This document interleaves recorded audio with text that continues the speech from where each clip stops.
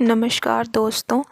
आज मैं आपके लिए लेकर आई हूँ बहुत ही दिलचस्प कहानी बूढ़ी काकी। यह एक हिंदी कहानी है जो कि प्रसिद्ध लेखक श्री मुंशी प्रेमचंद जी के द्वारा लिखी गई है। तो आइए शुरू करते हैं।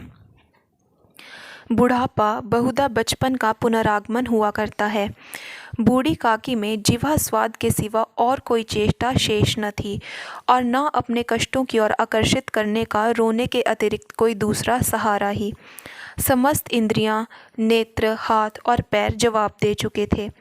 पृथ्वी पर पड़ी रहती और घर वाले कोई बात उनकी इच्छा के प्रतिकूल करते, भोजन का समय टल जाता या उसके परिमाण पूर्ण न होता, अथवा बाजार से कोई वस्तु आती और उन्हें न मिलती तो वह रोने लगती थी। उनका रोना सिसकना साधारण रोना न था, वे गला फाड़ फाड़ कर रोती थी। उनके पतिदेव को स्वर्ग सिधारे कालांतर हो चुका था। बेटे तरुण हो कर चल बसे थे। अब एक भतीजे के सिवा और कोई न था। उसी भतीजे के नाम उन्होंने अपनी सारी संपत्ति लिख दी थी। भतीजे ने संपत्ति लिखते समय तो खूब लंबे चौड़े वादे किए, परंतु वे सब वादे केवल कुली डिपो के दलालों के दिखाए हुए सब्ज बाग थे। यद्यपि उस संपत्ति की वार्षिक आय 150-200 रुपये से कम न थी, तथापि बूढ़ी काकी को पेट भर भोजन भी कठिनाई से मिलता था।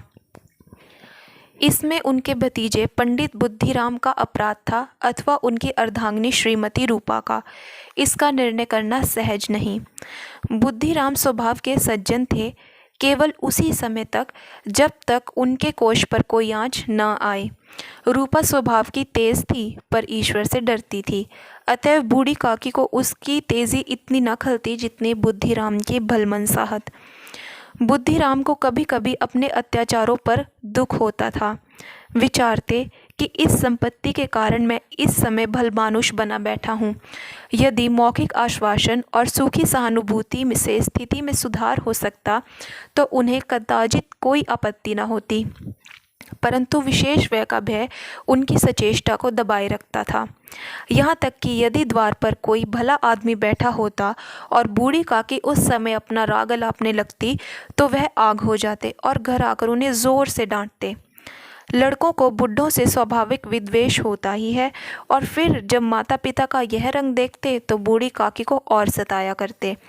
कोई चुटकी काट कर भागता, कोई उन पर पानी की कुल्ली कर देता। काकी चीख मार कर रोती, परंतु यह बात प्रसिद्ध थी कि वह केवल खाने के लिए रोती हैं, अतएव उनके संताप और आर्तनाद पर कोई ध्यान नहीं देता था। हाँ, काफ़ी क्रोधातुर होकर बच्चों को गालियां देने लगती तो रूपा घटनास्थल पर आ पहुंचती।